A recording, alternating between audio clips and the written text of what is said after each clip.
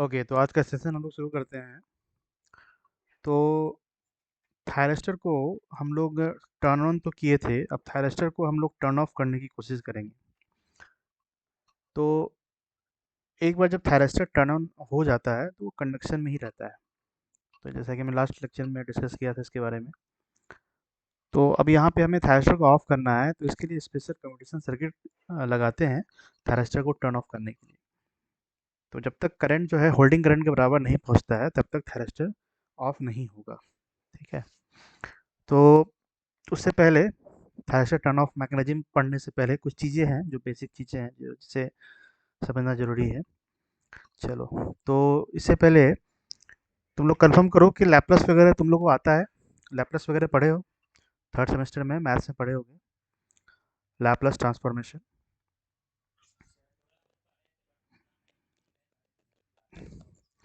नहीं तो फिर उसका काम आएगा भी, है ना। तो ठीक है।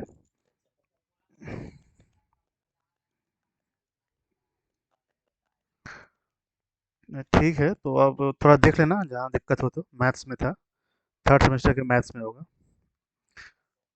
ठीक है, तो हम लोग शुरू करते हैं।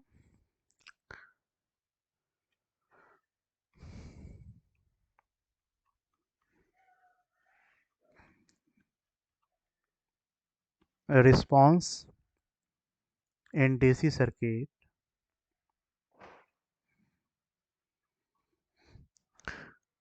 response in DC circuit with DC excitation.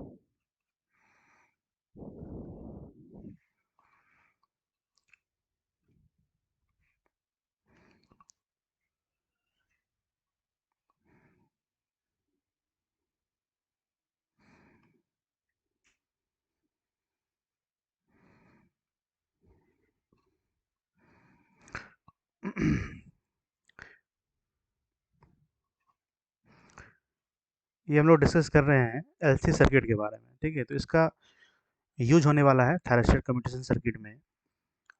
AC circuit का मेन रोल है। तो एक बार ये सर्किट समझ गए तो फिर समझना बड़ा आसान हो जाएगा कि थायरिस्टर को हम लोग टर्न ऑफ कैसे करते हैं।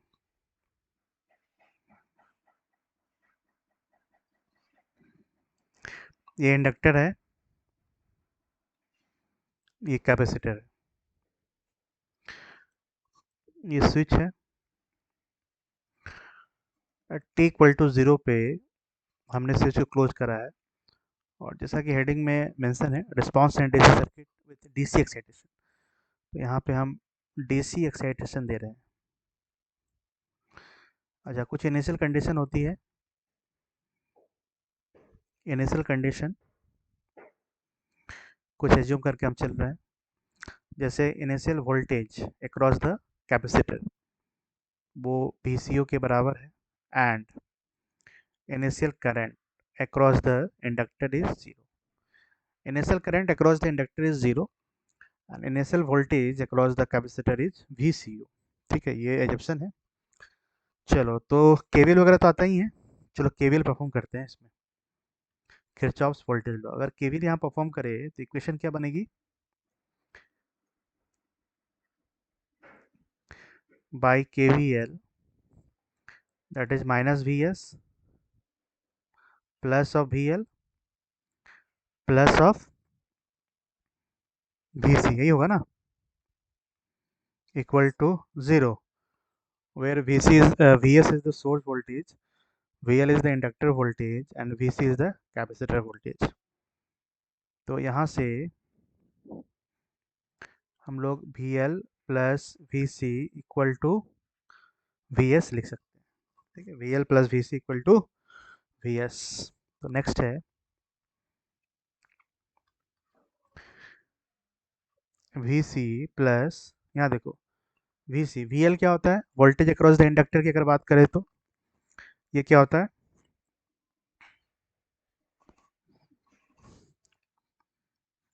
वोल्टेज अक्रॉस द इंडक्टर कितना होता है?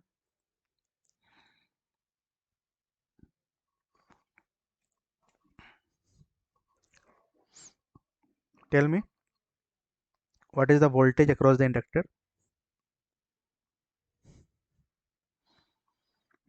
एल डी आई टी अपन पढ़े हो, L D I upon D T. L D I upon D T equal to V S, V C plus L. अच्छा, इस वाले सर्किट में करंट कितना फ्लो करेगा? इस वाले सर्किट में करंट कितना फ्लो करेगा across the capacitor? I equal to क्या होता है? C D V upon D T होगा ना? ठीक है। करंट जो होता है कैपेसिटर के along वो होता है C D V upon D T, where V C is the voltage across the capacitor. ठीक है, तो यहाँ से हम लोग ये भी लिख सकते हैं D upon D T and current we know C D V C upon D T equal to V S equal to V C, C को बाहर ले जाओ, L C D square V C D T square equal to V S. ठीक है, अब इसका हम Laplace transformation लेंगे। ठीक है, हम लोग इसका लैपलेस ट्रांसफॉर्मेशन लेंगे, चूँकि ये भी टी का फंक्शन है और ये भी टी का फंक्शन है और ये कांस्टेंट है। ये क्या है? ये कांस्टेंट है, ये टी का फंक्शन है। V C is the capacitor voltage. ठीक है, यहाँ एल सी कॉन्स्टेंट है, डी स्क्वायर डबल डिफरेंटिएशन है वी सी का upon D T square equal to V S. तो अगर लैपलेस यहाँ लेंगे तो क्या हो जाएगा? Taking Laplace transformation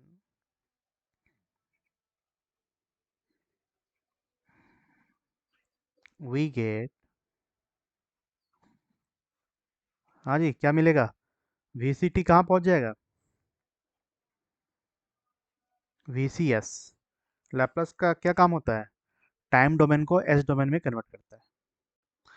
time domain को एस डोमेन में कन्वर्ट करता है। ठीक है, प्लस एल सी। अच्छा, डबल डिफरेंशिएशन का लैपलेस क्या हो जाएगा? ये बताओ। एल सी कॉन्स्टेंट है, ये तो बाहर है। डबल डिफरेंशिएशन का लैपलेस क्या होता है?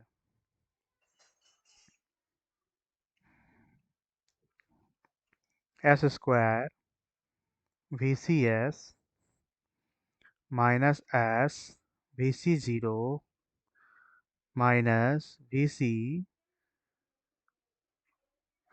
Dash zero equal to constant का लैपलेस। ये वी एस कांस्टेंट फंक्शन है, कांस्टेंट का लैपलेस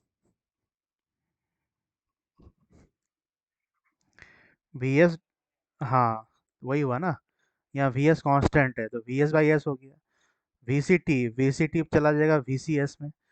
एल सी कॉन्स्टेंट है और डबल डिफरेंशिएशन का लैपलेस होता है S square V C S minus S V C zero minus V C dash zero, इस तरह से। ठीक है, तो ये क्लियर है तो ठीक है, नहीं है तो मैथ्स में देख लेना, ये होता है।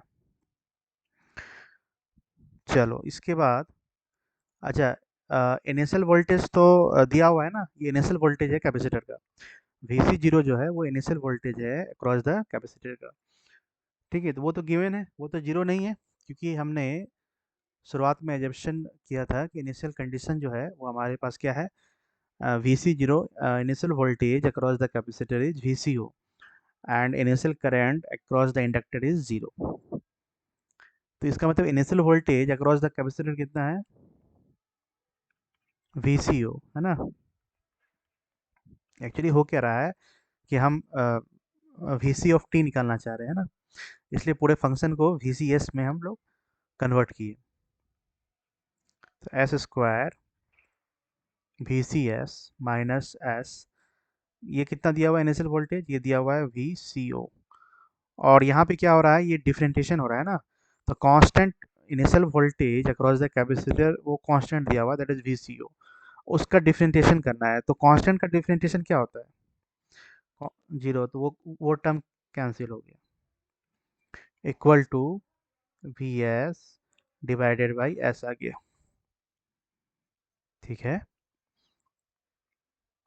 तो यहाँ से we C S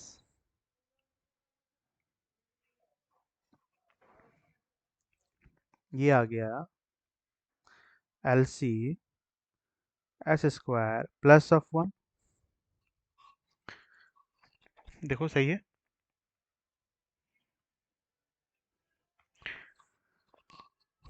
V C S को हमने कॉमन ले लिया, तो क्या बचेगा,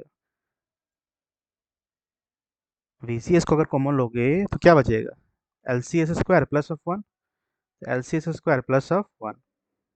ठीक है, equal to V S by S. ठीक है, और ये माइनस में है तो उधर जाएगा तो प्लस में हो जाएगा, तो plus L C S V C O. क्या ये सही है एक्सप्रेशन, देखो चेक करो एक बार, क्या एक्सप्रेशन सही है।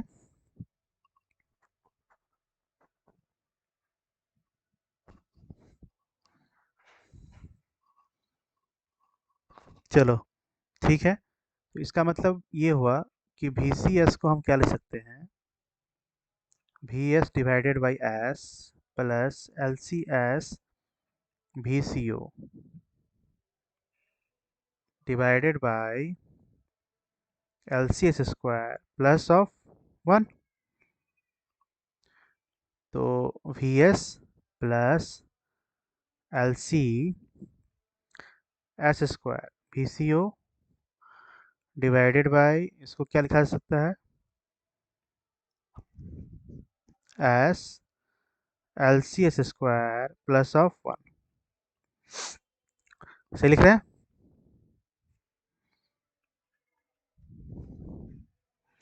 तो ये क्या बन जाएगा, V S S L C S square plus of one plus L C S square V C O divided by S, L C common ले लेते हैं, तो क्या आएगा, S square plus one upon L C. सही है, बोलो यहाँ तक।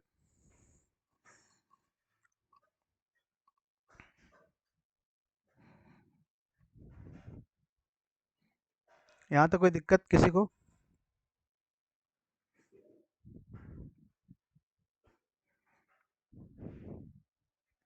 टेल मी, यहाँ तक किसी को कोई दिक्कत है,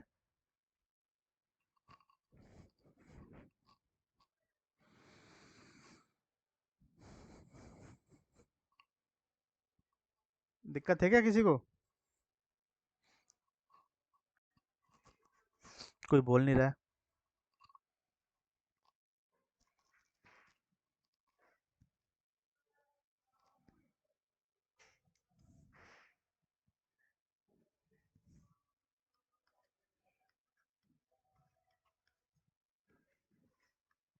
तो ये कितना आ जाएगा, वी एस डिवाइडेड बाई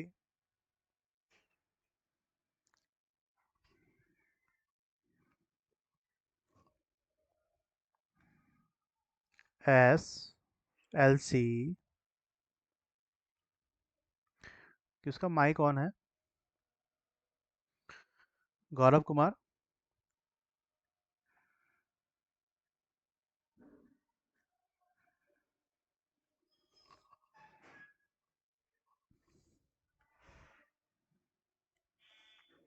तो ये हो गया V S divided by S L C S square plus one upon L C, plus, अब यहाँ देखो, यहाँ पे एल सी कैंसिल हो जाएगा, एक एस कैंसिल हो गया, तो बचेगा क्या, S V C O divided by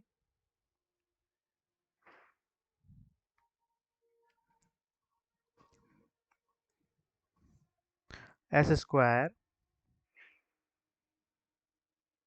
plus 1/LC। चलो यहाँ तक बोलो, कोई दिक्कत है?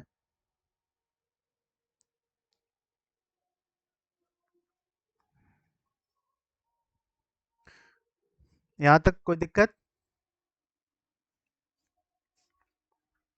तो V S divided by L C को, एल सी तो कांस्टेंट है, इसे बाहर ले लो, तो बचेगा क्या? S S square plus S V C O divided by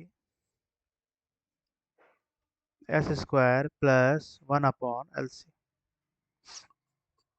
clear है?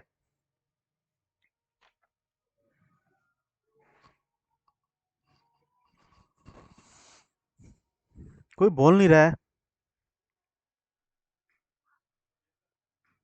तो एटलीस्ट रिस्पॉन्स दोगे तब पता चलेगा कि चीज़ें समझ में आ रही है। बस सिंप्लीफाई कर रहे हैं, और तो कुछ नहीं कर रहे हैं इसमें।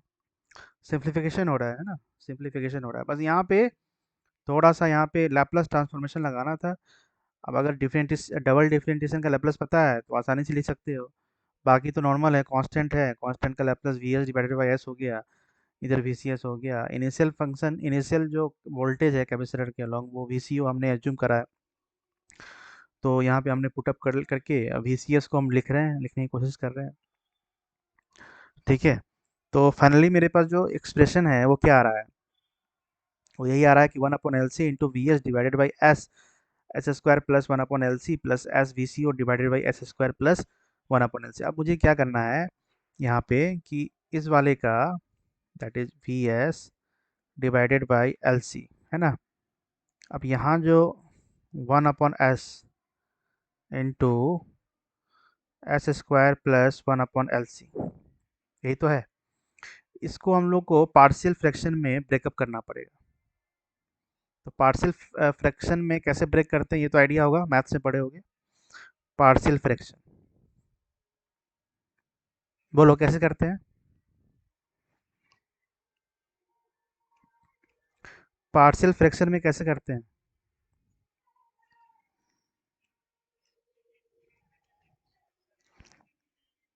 हम्म, पार्शियल फ्रैक्शन में कैसे करते हैं?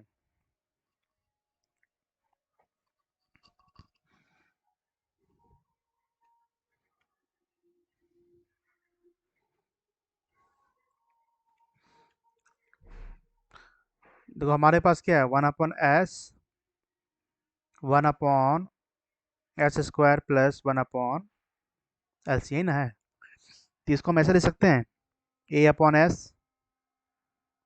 अब यहाँ पे क्वाड्रेटिक इक्वेशन है, तो क्वाड्रेटिक इक्वेशन केस में B S plus C divided by S square plus 1/LC, सही है? ऐसे लिख सकते हैं, बोलो। अब कोफिशिएंट को इक्वेट करके एबीसी की वैल्यू को निकालेंगे, तो दोनों तरफ क्या करते हैं, मल्टीप्लाई करते हैं, है ना? किससे मल्टीप्लाई करोगे? S S square plus 1/LC divided by S S square plus 1/LC। ऐसा करोगे तो क्या मिलेगा, बोलो? यहाँ क्या मिलेगा? S square plus 1/LC। यहाँ क्या मिलेगा? S B S plus C, ये वन आ गया, और ये A S square plus B S square, ठीक है?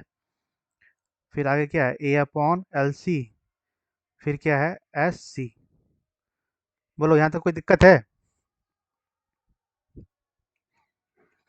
अब यहाँ पे एस स्क्वायर कॉमन लो, A plus B, A plus L C, sorry A/LC plus S C equal to 1। तो एस स्क्वायर तो इधर है नहीं, तो एस स्क्वायर अगर नहीं है तो ए प्लस बी क्या हो गया, जीरो हो गया। ये कांस्टेंट है, ए अपॉन एल सी कांस्टेंट है, तो कांस्टेंट के बराबर कांस्टेंट होगा, दैट इज वन। और इधर एस है, इधर एस है क्या, नहीं है, तो सी कितना हो जाएगा, जीरो हो जाएगा। होगा कि नहीं होगा बोलो। ये तो पार्शियल फ्रैक्शन तो पढ़े ही होंगे, मैट्रिक में पढ़े होगे, पढ़े होगे नहीं, इस तरह से। तो चलो, ए ए की वैल्यू कितनी हो जाएगी, ए की वैल्यू एल सी के बराबर हो जाएगी यहाँ से, A upon L C equal to one, तो ए की वैल्यू कितनी होगी, एल सी तो जीरो है, और बी किसके बराबर है, minus of A, that is minus of L C, और सी कितना है, जीरो है। इसका मतलब ये हुआ कि इस वाले को हम ऐसे रिप्रेजेंट कर सकते हैं, कैसे करेंगे देखो, V S divided by L C, इसको क्या लिखेंगे, A upon S B S plus C divided by S square plus one upon L C, होगा, plus S V C O divided by S square plus one upon L C. ठीक है, अब देखो, V S divided by L C, A की value कितनी है, L सी, यहाँ put करते हैं, सी तो जीरो है, बी की वैल्यू कितनी है, L C divided by H square plus one upon L C, बोलो सही है, plus S B C O divided by H square plus one upon L C. क्या ये बात समझ में आ रही है,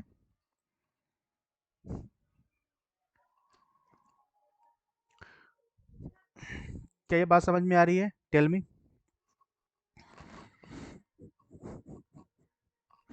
कैलकुलेशन है पूरा, पूरी तरह से कैलकुलेशन है। अरे एक बार बोलो तो सही, कहाँ हो सब, सो गए क्या,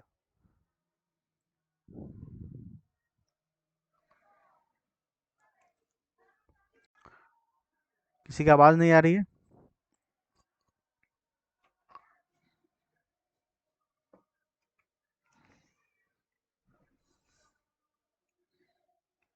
यहाँ पे वी सी एस कितना हो जाएगा, एल सी को बाहर निकाल के कैंसिल कर देंगे, एल सी यहाँ भी, एल सी यहाँ भी है, तो बाहर निकाल के एल सी कैंसिल हो जाएगा, तो बचेगा क्या, V S one by S minus one upon S square plus one upon L C plus S V C O divided by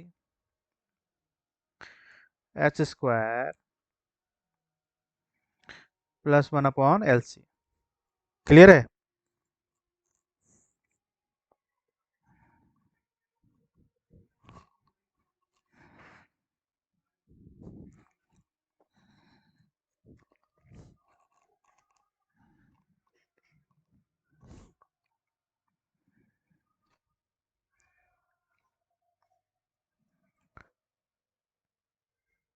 यहाँ एस छूट गया, बी की वैल्यू कितनी थी, minus of L C, minus of L C put किए, और यहाँ भी एस है ना, सी इक्वल टू जीरो है, तो यहाँ पे एल सी कॉमन लेके हमने एल सी ऊपर नीचे कैंसिल कर दिया, तो बचेगा क्या, V S one upon S और माइनस एस, यहाँ पे एस आएगा, यहाँ पे एस आएगा, ठीक है, divided by S square plus one upon L C. बोलो यहाँ तक क्लियर हुआ,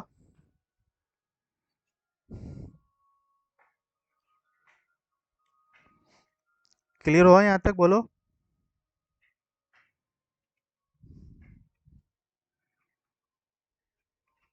we S divided by S V S divided by H square plus one upon L C plus S V C O divided by S square plus one upon L C.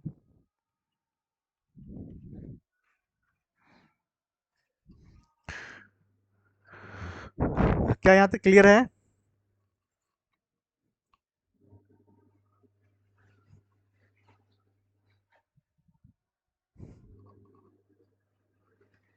क्या आवाज़ नहीं जा रही है क्या?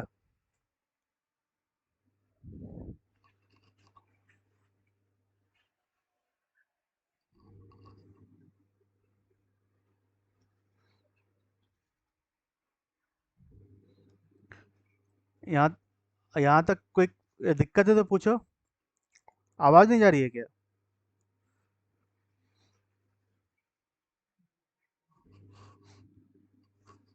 शिवनाथ, शिवनाथ कुमार, आवाज़ नहीं जा रही है अभी?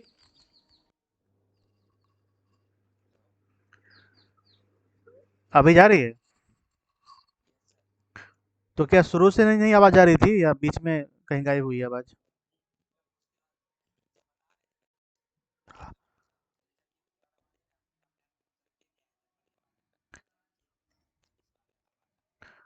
अच्छा ठीक है, देखो यहाँ पे ये तो ठीक है, यहाँ तक तो हो गया था। यहाँ पे हमने क्या किया, लैपलेस लगाया ना, तो वी सी टी का लैपलेस वी सी एस हो जाएगा। और ये चीज़ तो क्लियर है, चलो। तो वी सी ऑफ एस को हमने इस तरह से लिखा, ठीक है।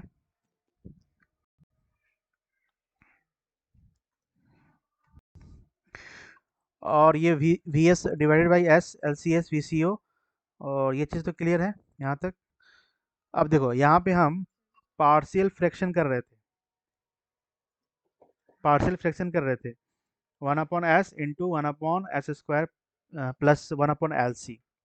ये चीज़ क्लियर हुआ, पार्शियल फ्रैक्शन, जिसको हमने लिखा A upon S plus B S plus C. और इसमें क्या करते हैं कि कोफिशिएंट इक्वेट करते हैं, दोनों तरफ हमने मल्टीप्लाई कर दिया S S S S square plus one upon L C से, ठीक है।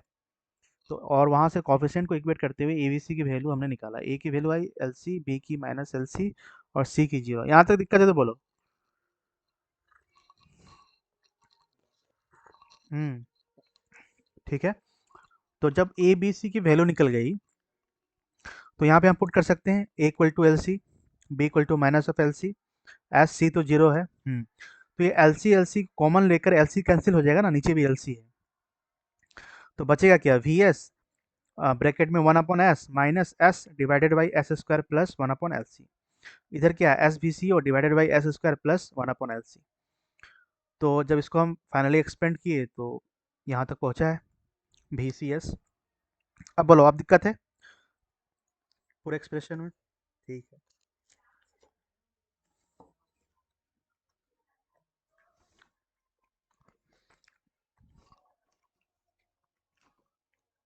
अब हम क्या करेंगे, इन्वर्स लैप्लास लेंगे, ठीक है।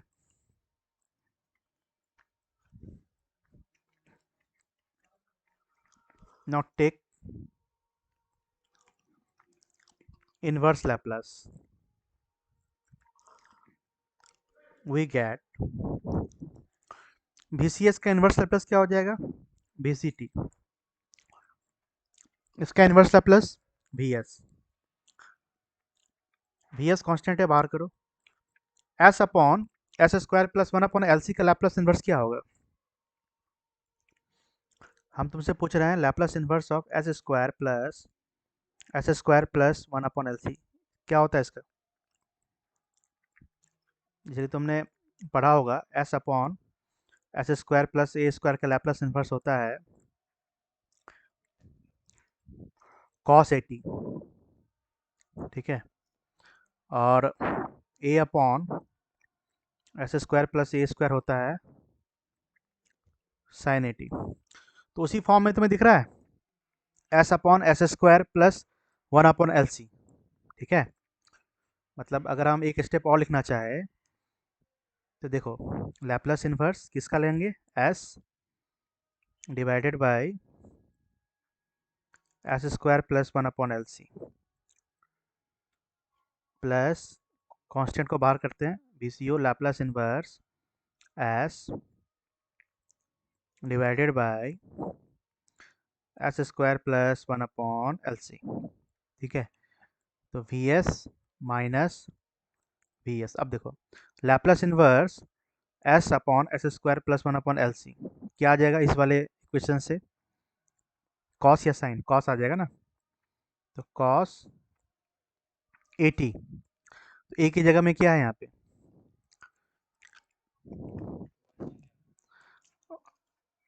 1/√LC ना, LC है, अंडर रूट हो जाएगा ना, ए स्क्वायर होता है वो, तो ए की वैल्यू हो जाएगी 1/√LC। तो इसे हम लोग एक कांस्टेंट मान लेते हैं, ठीक है, इसे ओमेगा नॉट यहाँ मान लेते हैं, ओमेगा नॉट। तो ये क्या बन जाएगा जरा बता दो, कॉस ओमेगा नॉट टी होगा ना, कॉस 80 लिखते हैं, तो ए कितना है 1/√LC, इसको हमने ओमेगा नॉट मान लिया है, तो ओमेगा नॉट टी हो गया, प्लस VCO, इसका लैप्लस इन्वर्स कितना होगा, इसका भी तो वही हो जाएगा, चीज़ तो वही है, VCO cos omega not T. ठीक है, इसका मतलब ये हुआ कि बड़ा ही इंपॉर्टेंट एक्सप्रेशन मुझे पता चली, दैट इज VS कॉमन ले लेंगे 1 minus cos omega not T. इस वाले इक्वेशन का ज़बरदस्त यूज होने वाला है, cos omega not T VCT। ठीक है, इसका मतलब कैपेस LC सर्किट में, क्योंकि कम्यूटेशन सर्किट जो हम यूज करेंगे थैरेस्टर को ऑफ करने के लिए, वहाँ पे हम LC सर्किट को यूज में लेंगे, और LC सर्किट में जो कैपेसिटर के अलॉन्ग जो वोल्टेज होता है ना, वो क्या होता है, तुम्हारे सामने लिखा हुआ, that is VS is the source voltage, 1 minus cos omega not T, what is omega naught, omega naught equal to 1/√LC T plus VCO cos omega not T. ये बड़ा इंपॉर्टेंट एक्सप्रेशन है, इसका जबरदस्त यूज होगा।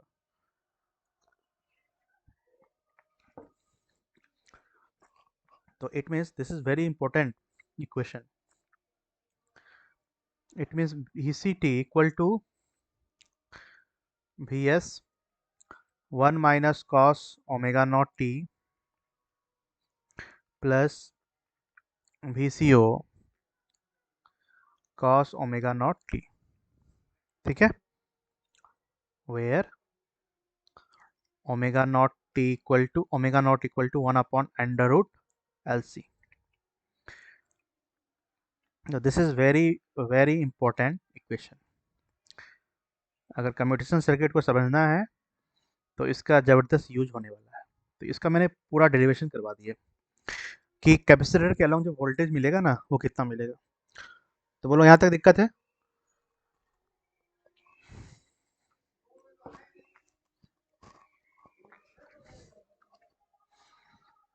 यहाँ तक कोई दिक्कत।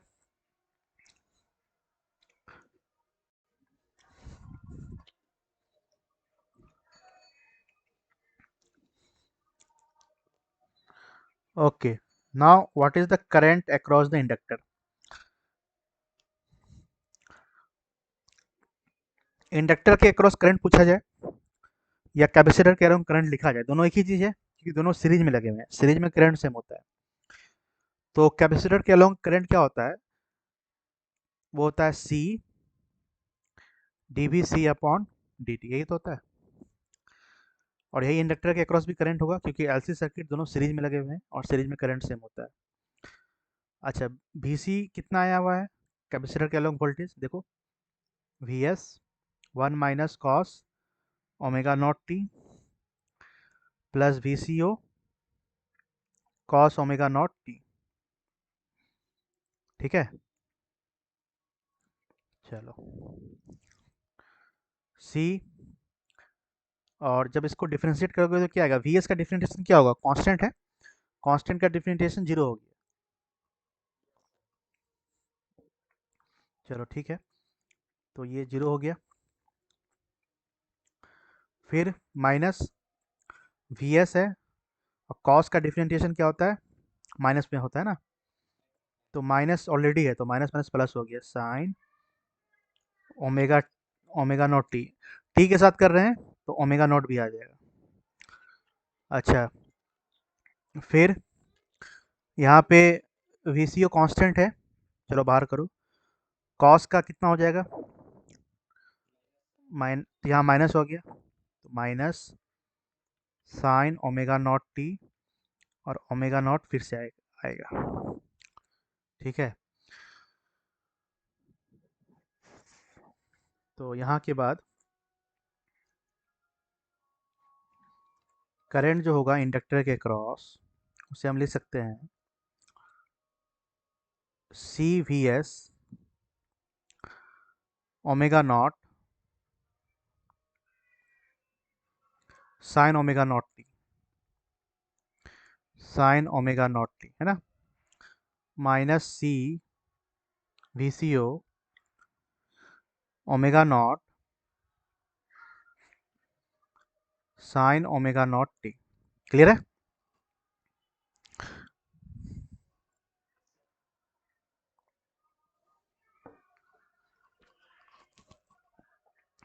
इसका मतलब क्या हुआ, इसमें कुछ कॉमन लिया जा सकता है, C ओमेगा नॉट है ना, और sign omega not T, VS minus VCO।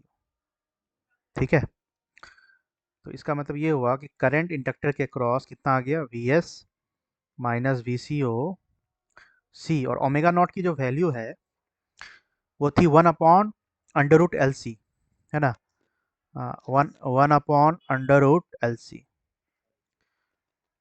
Sign omega not T.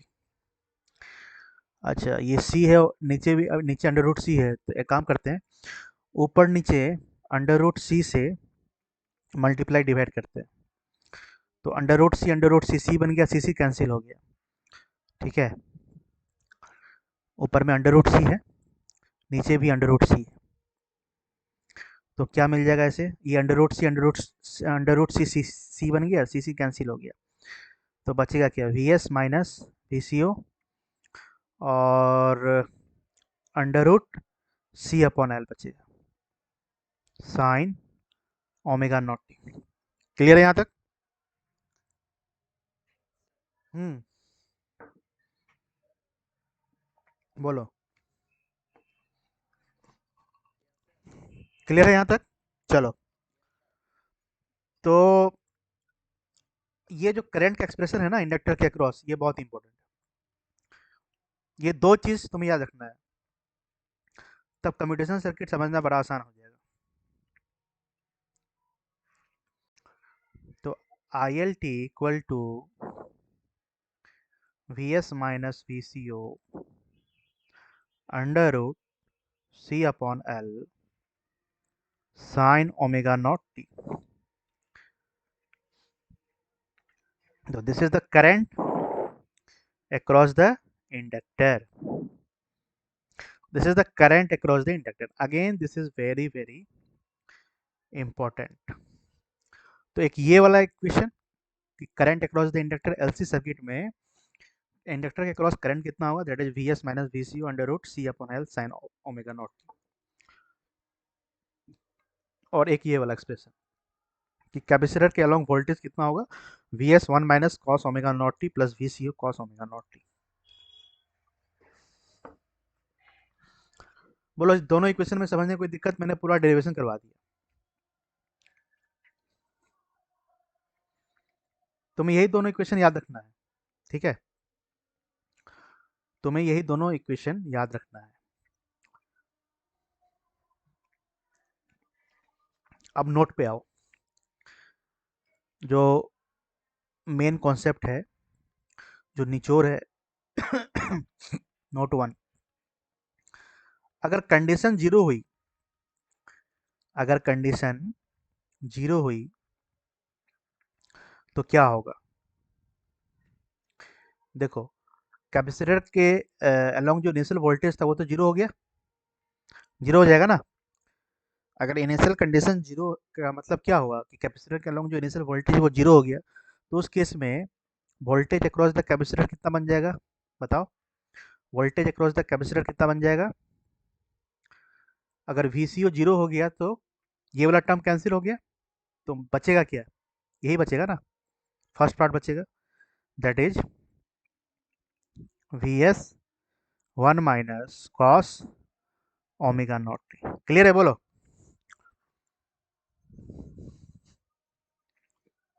And inductor के अलोंग का जो करंट होगा वो कितना हो जाएगा? Just put V C O zero. तो अगर ये जीरो हो गया तो क्या बचेगा? V S under root C upon L, C upon L sine omega naught. ये आ गया। तो अगर कंडीशन जीरो है ना, अगर कैपेसिटर के अलोंग इनिशियल वोल्टेज जीरो है और इनिशियल करंट इंडक्टर के क्रॉस भी जीरो है, तो उस केस में ये एक्सप्रेशन जो है इम्पोर्टेंट है। तो सिंपल है, अगर कंडीशन जीरो हुई, इनिशियल कंडीशन अगर जीरो हुई, तो उस केस में कैपेसिटर के अलोंग जो वोल्टेज है वो we S one minus cos omega not T हो जाएगा, और इंडक्टर के अलोंग जो करंट होगा वो क्या बन जाएगा? V S under root C upon L sine omega not T हो जाएगा। ठीक है, ये नोट वन है। नोट टू, नोट टू में अगर सोर्स फ्री सर्किट हुआ, source free circuit, source free circuit, इसका मतलब क्या हुआ कि V S zero, V S zero हो गया ना, वी एस जीरो, लेकिन इनिशियल वोल्टेज हम मान लेते हैं, इनिशियल वोल्टेज हम मान लेते हैं दैट इज कैपेसिटर के अलॉन्ग जो वोल्टेज है वो वी सी हो ही है, लेकिन सोर्स जीरो है। उस केस में कोई बताओ कि what will be the voltage across the capacitor, कितना मिलेगा? यहाँ पे देखो, अगर वी एस ही जीरो हो गया लेकिन इनिशियल वोल्टेज है, तो ये पूरा का पूरा टर्म क्या हो जाएगा? जीरो हो जाएगा। तो बचेगा क्या? V C O cos omega not T. तो ये बचेगा V C O cos omega not T. ठीक है, और जो करंट होगा वो क्या मिलेगा? देखो ये जीरो हो गया, ये जीरो हो गया ना, तो minus of V C O under root C upon L sine omega not T. Clear है, बोलो।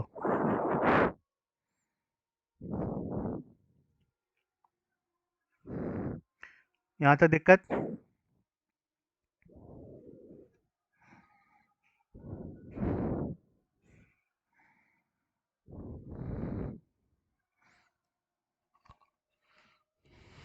आई थिंक यहाँ तक दिक्कत नहीं होनी चाहिए।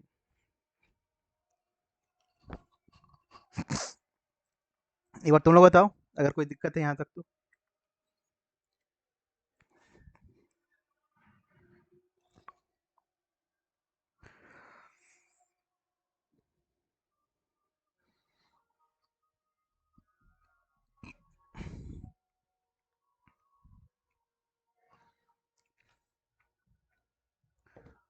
एनीबडी यहाँ तक दिक्कत? ये वाला इक्वेशन बहुत ही इंपॉर्टेंट है।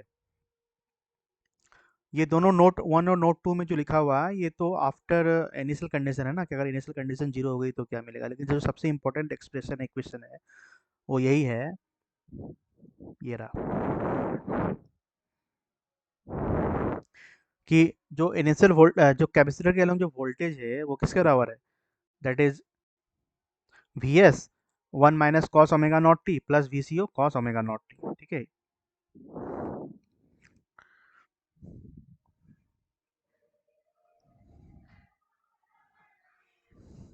चलो, ये सबसे इंपॉर्टेंट इक्वेशन है कैपेसिटर के अलॉन्ग का वोल्टेज। और दूसरा जो सबसे इंपॉर्टेंट इक्वेशन है कि इंडक्टर के अक्रॉस जो करंट होगा वो क्या होगा? V S minus V C under root C upon L sine omega naught. ये दोनों ही इक्वेशन इंपॉर्टेंट है। इसके बाद तो ये नोट है जिसमें जीरो इनिशियल कंडीशन अगर है तो इक्वेशन मॉडिफाई हो जाएगा, वोल्टेज अक्रॉस द कैपेसिटर हो जाएगा V S one minus cos omega not T, और आई एल टी कितना हो जाएगा? V S under root C upon L sine omega not T. अगर शॉर्ट्स फ्री सर्किट हुआ तो V S equal to zero, तो उस केस में हम लिख सकते हैं V C T equal to V C O cos omega not T, और I L of T equal to minus V C O under root C upon L sine omega not T. ठीक है, तो ये तो दोनों मतलब एक condition पर है, लेकिन जो ओवरऑल इक्वेशन है यही है जो सबसे इम्पोर्टेंट है, कि कैपेसिटर के अलोंग का वोल्टेज ड्रॉप कितना होगा और इंडक्टर के अक्रॉस का करंट कितना होगा, ये सबसे इम्पोर्टेंट है। चलो, आई होप यहाँ तक सबको समझ में आया होगा। फिर आगे जो है हम लोग बात करेंगे।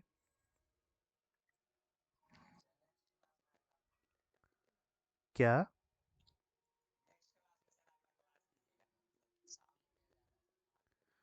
अच्छा अच्छा। हाँ, बच्चे भी कम हैं। Diode LC circuit with zero initial condition, मतलब अगला क्लास जो है कितने बजे रखे?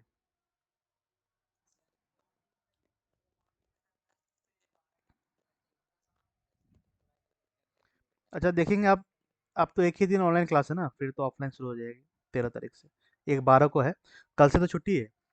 कल तो क्लास नहीं होगी। कल, परसों 9, 10, 11 क्लासेस नहीं होगी। अब एक दिन 12 को सिर्फ होगा। उस दिन मैनेज कर लेंगे। और फिर 13 को तो फिर ऑफलाइन क्लासेस शुरू होंगी। ठीक है ना? तो अटेंडेंस एक बार बना लेते हैं।